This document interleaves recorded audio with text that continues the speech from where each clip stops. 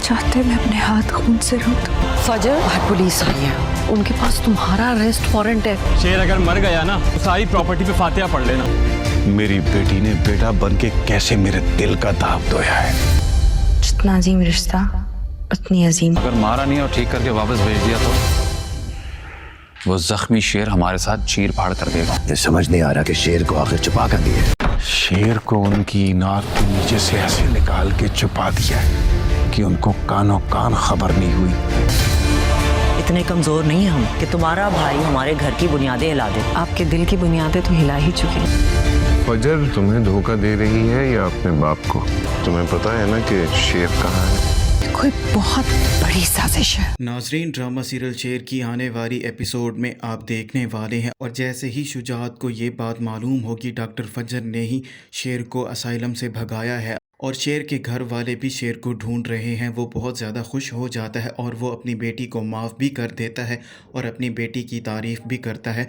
शुजात अपनी बेटी से कहता है, आज तुमने बेटा होने का फ़र्ज़ अदा किया है और मेरे कलेजे को ठंडक पहुंचाई है। तुमने तो आज मेरा सर फ़ख्र से बुलंद कर दिया है और मुझे उम्मीद है तुम मुझे कभी भी मायूस नहीं करोगी। जिस मकसद के लिए तुमने शेर को वहाँ से भगाया है, मुझे उम्मीद है तुम वो बहुत जल्द पूरा करोगी। और अपने बाप की बातें सुनने के बाद डॉक्टर फजर बहुत ज़्यादा परेशान हो जाती है क्योंकि डॉक्टर फजर भी अब शेर से मोहब्बत करती है।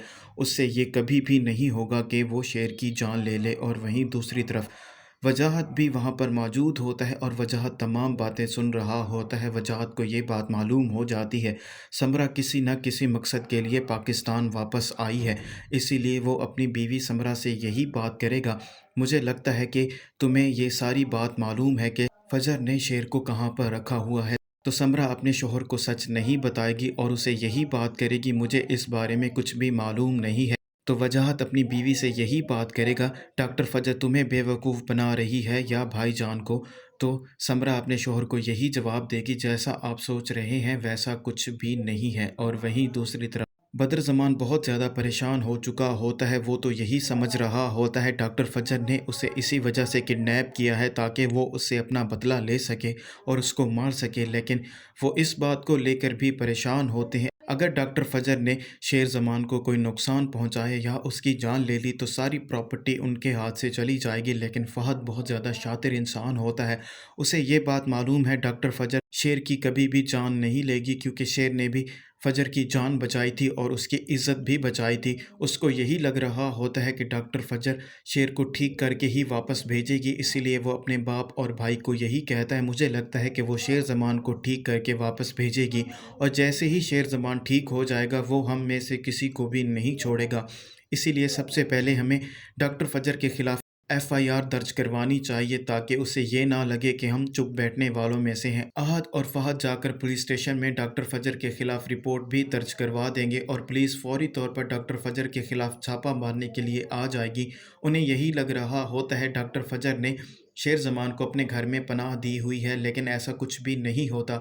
और जैसे ही पुलिस डॉक्टर फजर के घर आएगी, डॉक्टर फजर के घर वाले बहुत ज़्यादा परेशान हो जाएंगे, लेकिन शुजात तो बहुत ज़्यादा खुश हो रहा होता है कि उसकी बेटी ने बहुत बड़ा कारनामा सर अंजाम दिया है। इसीलिए फजर की माँ बहुत ज़्यादा परेशान होगी और वो जाकर डॉक्टर फजर से यही बात करेगी, हमारे घर पर पुलिस आई हुई है और उनके पास तुम्हारे खिलाफ़ अरेस्ट वारंट भी है, वो तुम्हें गिरफ़्तार करना चाहती है, तो तुम यहाँ से अभी के अभी चली जाओ, ऐसा ना हो कि तुम उनके हाथ लग जाओ।